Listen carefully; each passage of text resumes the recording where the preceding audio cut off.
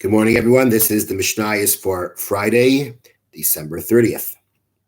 We're learning Mishna Yoma, Parak Vav, Chapter 6, Mishna Zai, Mishna 7. Okay, now, the Kohen Gadol, we're going back to the Kohen Gadol now. Kohen Gadol gave the goat to be sent out with the person who took it out. After he gives it over to that person to take out, he now gets back to work. So now he has to continue what he needs to do. He then came to the cow and the goat that are to be burnt. There were two animals that are offered as sacrifices. At the same time, their meat, unlike other sin offerings whose meat is eaten by the Kohanim, these sacrifices, whose blood are sprinkled on the inner altar, on the golden altar inside the sanctuary of the Beis HaMikdash, not the outer altar in the courtyard. And this really applies to, and this is going to apply, and any of the other inner, what are referred to as the inner offerings, but in any other the sin offerings that blood is going to be, that their blood is applied on the golden altar inside the Beis HaMikdash, they're all burnt. Their meat, even though they're sin offerings, their meat is not eaten by the Kohanim. They have their parts that are going to be offered on the mizbeach, on the altar, like other sacrifices. But their meat, instead of being eaten by the Kohanim, which a typical sin offering is, or at least most sin offerings are, these sin offerings, as the other inner offerings that we mentioned, their meat's going to be burned in a designated area outside of Yerushalayim. So Baloi ate Salpar Vasar Nisrafin. He now approached the cow and the goat that are to be burned. These animals were already slaughtered. He already had caught their blood and applied their blood where they had to be put. Now, Kura'an v'hoitzias ha'mureyan.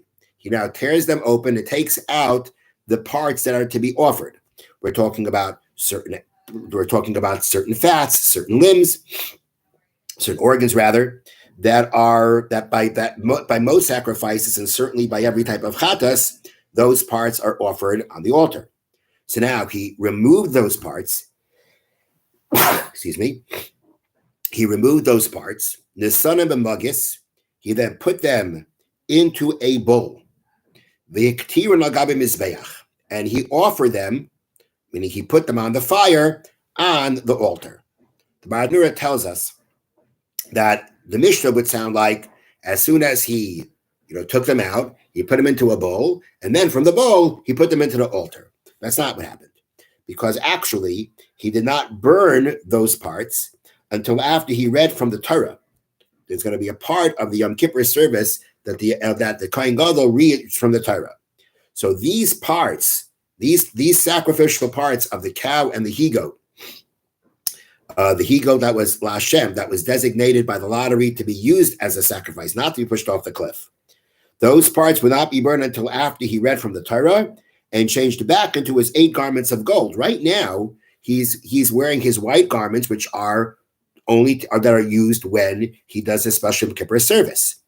This part of offering these sacrificial parts is not considered unique to the service of Yom Kippur, and therefore he has to go, when he's going to offer them, he's going to go back into his golden clothing. That's not going to happen until after he reads from the Torah. So therefore, the Mishnah means he put them into the bowl. That's they remained until the time came for him to offer them on the altar. Now, getting back to the carcasses of the animal, kolon b'miklois.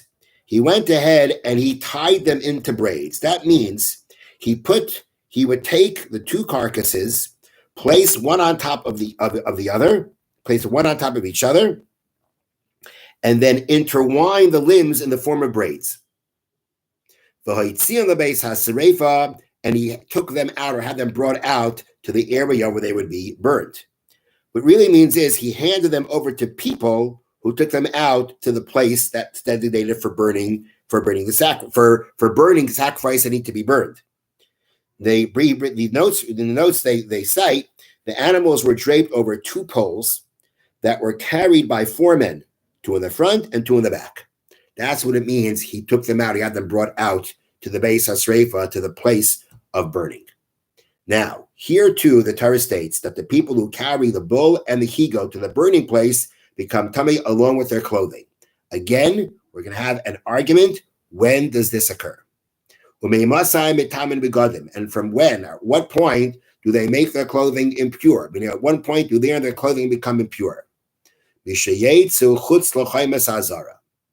When they go outside of the wall of the courtyard, meaning as soon as they leave the Beis HaMikdash area, that is when they and their clothing become impure. Rabbi Shimon says, no, it happens later on. It happens when most of the carcasses have caught on fire. When most of these carcasses, or these two carcasses, have caught on fire, that is when the impurity sets in on them and on their body.